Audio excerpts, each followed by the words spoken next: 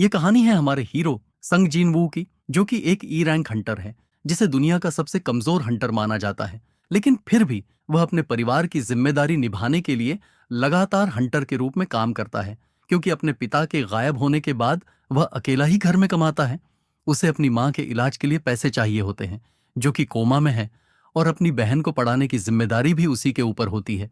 इसलिए सबसे कमजोर होने के बावजूद भी वह रोज अपनी जिंदगी खतरे में डालता है, ताकि वह थोड़े बहुत पैसे कमा सके। पर एक दिन जब मिशन के दौरान सभी लोग उसे मरने के लिए छोड़कर चले जाते हैं, तब जीन वू की सेकंड अवेकनिंग होती है और वो दुनिया का अकेला हंटर बन जाता है, जो कि अपने रैंक को लेवल अप कर सकता है।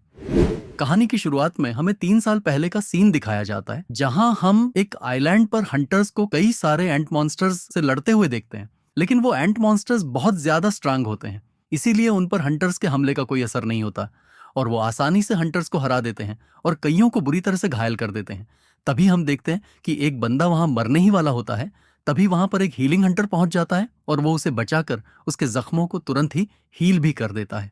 लेकिन तभी वहां कुछ और मॉन्स्टर्स उस हीलर पर अटैक कर देते हैं। लेकिन तभी वहां पर उसके कुछ और साथी, जो कि एस रैंक हंटर है, वो पहुंच जाते हैं और बिना किसी परेशानी के उन एंट मॉन्स्टर्स को हरा देते हैं। इसके तुरंत बाद हम एक व्हाइट एंटी को देखते हैं। उसके साइज को देखकर सभी को लगता है कि वो शायद उनका लीडर होगा। जिसके बाद वो दोनों हंटर्स मिलकर उससे लड़ने लगते हैं और बड़ी ही आसानी से उसे भी हरा देते हैं। लेकिन तभी वहां बहुत सारे व्हाइट एंटीस आ जाते हैं, जिनको देख वो दोनों एस रैंक हंटर्स अपनी पावर्स को बढ़ाकर उन सभी मॉन्स्टर्स से लड़ना शुरू कर देते हैं। उनकी भयानक लड़ाई की गूंज सिटी के बीच तक पहुंचती है, जहां एक हंटर जिसका नाम चोई है, वो अपनी हंटर्स की आर्मी के साथ सही समय का इंतजार कर रहा होता है। तभी वहां सैकड़ों की तादाद में वही एंट्स आ जाते हैं और तभी चोई अपने एक ही अटैक से सभी छोटी चींटियों को खत्म कर देता है। पर बड़ी चींटियों पर उसका कोई असर नहीं होता और वो आगे बढ़ती रहती हैं, जिनसे लड़ने के लिए चोई बाकी के हंटर्स को हमला करने को कहता है। इसके बाद हम एक पोर्टल देखते हैं, जो कि 10 साल पहले से अपीयर होना शुरू हुए, जो अलग अलग डायमेंशन से कनेक्ट करते हैं। इन पोर्टल्स के अंदर हम बहुत सारे मैजिकल बीस्ट और मॉन्स्टर्स देखते हैं, जिनके ऊपर आम वेपन्स का कोई असर नहीं होता। उन्हें सिर्फ हंटर्स ही मार सकते हैं। हंटर्स वो इंसान होते हैं जिन्होंने अपनी मैजिकल एबिलिटीज को अवेकन किया होता है। उनकी पावर्स के हिसाब से उन्हें रैंक्स दिए जाते हैं, जिसमें एस रैंक सबसे स्ट्रांगेस्ट हंटर को और ई सबसे वीक को दिया जाता है। एक बार किसी इंसान की पावर्स अवेकन हो जाती है तो चाहे कितनी भी ज्यादा ट्रेनिंग कर ले, वो अपनी पावर्स को नहीं बढ़ा सकता। इस जानकारी के बाद हम प्रेजेंट टाइम में काफी सारे हंटर्स को एक डंजन रेड के लिए इकट्ठा होते हुए देखते हैं। यहाँ पर जीनवू भी पहुंच जाता है। उसे देखकर सभी लोग खुश हो जाते हैं। तभी एक हंटर पूछता है, इसे देखकर सब खुश क्यों हो रहे हैं? वो काफी स्ट्रांग है क्या? दूसरा आदमी हंसते हुए कहता है, स्ट्रांग? तुम जानते हो उसका निकनेम क्या है?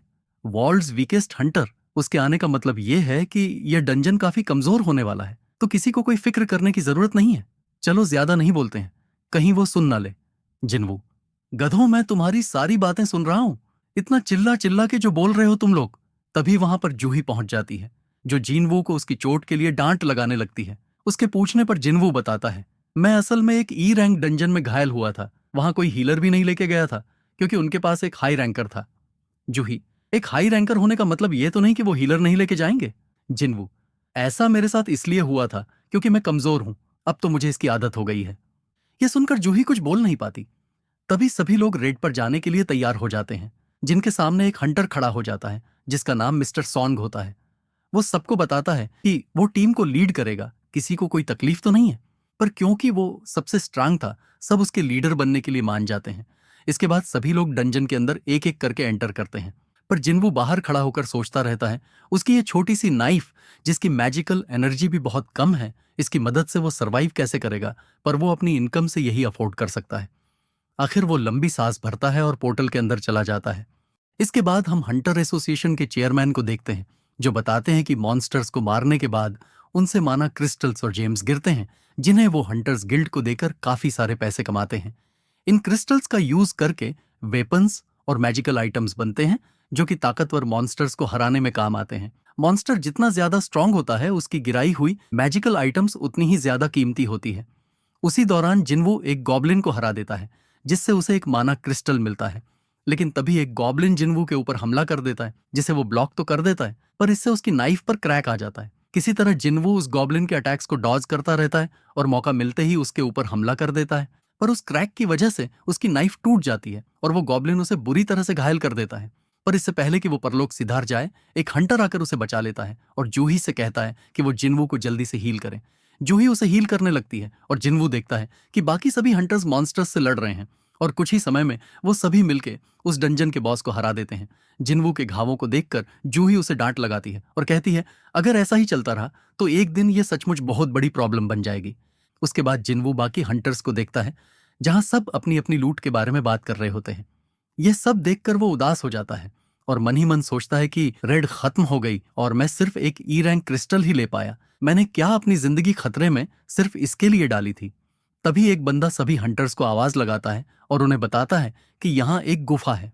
ये देखकर उन्हें लगने लगता है कि यह शायद एक डबल डंजन है, क्योंकि बॉस को हराने के बाद भी यह डंजन क्लोज नहीं हुआ था।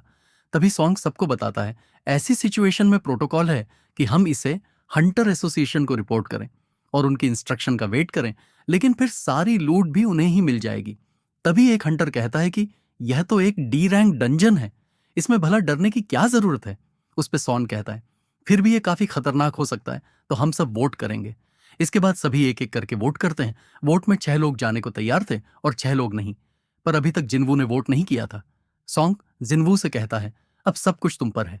जिन्वू सोचने लगता है, क्या मुझे जाना चाहिए? मुझे पता है कि एक डी रैंक डंजन मेरे लिए कितना खतरनाक हो सकता है, पर मुझे पैसों की बहुत ज्यादा जरूरत है। मेरे पिता के जाने के बाद घर में सिर्फ मैं ही कमाने वाला बचा हूं। मुझे मेरी माँ के इलाज के लिए और छोटी बहन की पढ़ाई के लिए भी पैसे चाहिए। मुझे जाना ही होगा। आखिरकार जिन्वू हाँ कर देता है।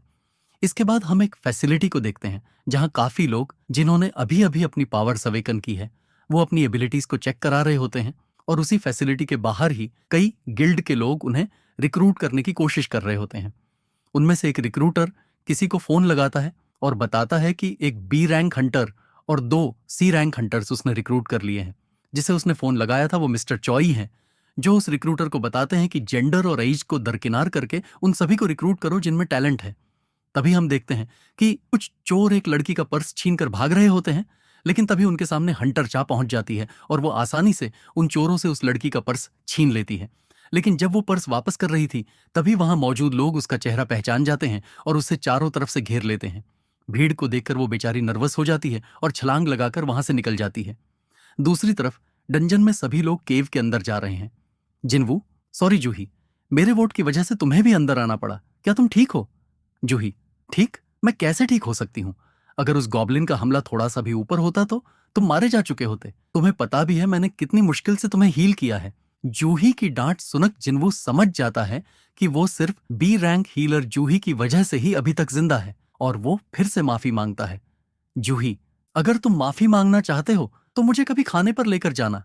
तभी वो सभी लोग एक बड़े से दरवाजे के सामने पहुंच जाते हैं। इतना बड़ा दरवाजा मिलना कोई आम बात नहीं होती है, लेकिन किम कहता है कि अगर वो यहां तक आ गए हैं तो वो खाली हाथ नहीं जाने वाले। तभी हमें फिर से सिटी में जो लोग नए नए हंटर्स बने हैं उन्हें देखते हैं। उन्हें हंटर्स एसोसिएशन के प्रेसिडेंट की वीडियो दिखाई जा रही है, जिसमें वो पोर्टल्स के बारे में बताते हैं कि ये पोर्टल्स इस दुनिया में 10 साल पहले ही आई थी, लेकिन अभी भी कई सारी मिस्ट्रीज हैं जो कि हम नहीं जानते। और अगर आप एक हंटर की तरह सरवाइव करना चाहते हैं तो आपको हर वक्त सावधान रहना बहुत जरूरी है। लेकिन जिन्वू की टीम को देखकर लगता है कि ये लोग मेन चीज ही भूल गए हैं, क्योंकि वो एक ऐसे रूम में जा रहे हैं जो कि मिस्टीरियस है और खतरनाक भी। सभी अंदर जाके देखते हैं कि वो चारों तरफ स्टैचू से घिरे हुए हैं, जिन्हें देखकर लगता है कि वो कई सेंचुरी पुराने हैं।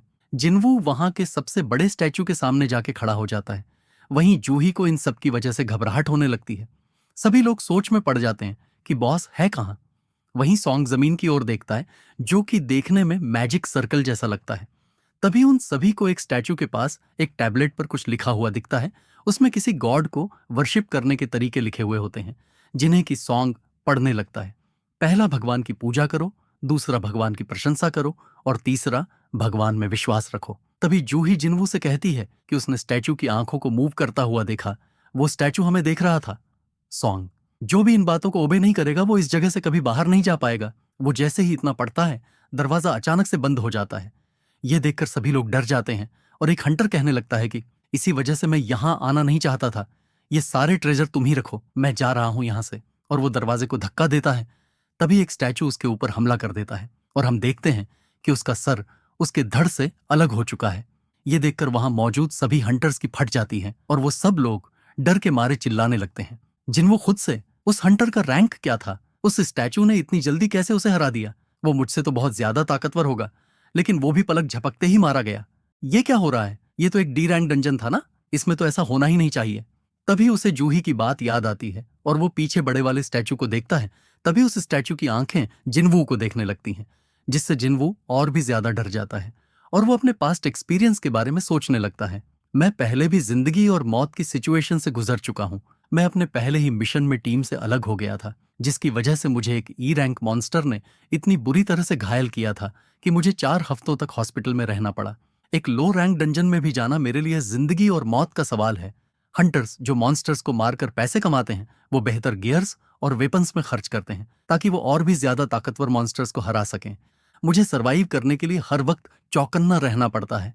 मुझे हर तरह के लूप होल को देखते रहना होता है ताकि मैं कुछ पैसे कमा सकूं। शायद इसीलिए मुझे खतरे के बारे में सबसे पहले पता चल जाता है। तभी जिनवू चिल्लाकर सभी को नीचे झुकने को कहता है और हम देखते हैं कि उस स्टैचू की आंख से लेजर आती है, जिससे एक हंटर जल के राख में बदल जाता है। उस लेजर की वजह से जमीन भी पिघल जाती है। किसी तरह जिनवू जूही को बचाने में कामयाब होता है। ये सब कैसे हुआ? हम यहाँ फंस चुके हैं। क्या यहाँ से बाहर जाने का कोई रास्ता नहीं है? क्या मैं यहीं मरने वाला हूँ?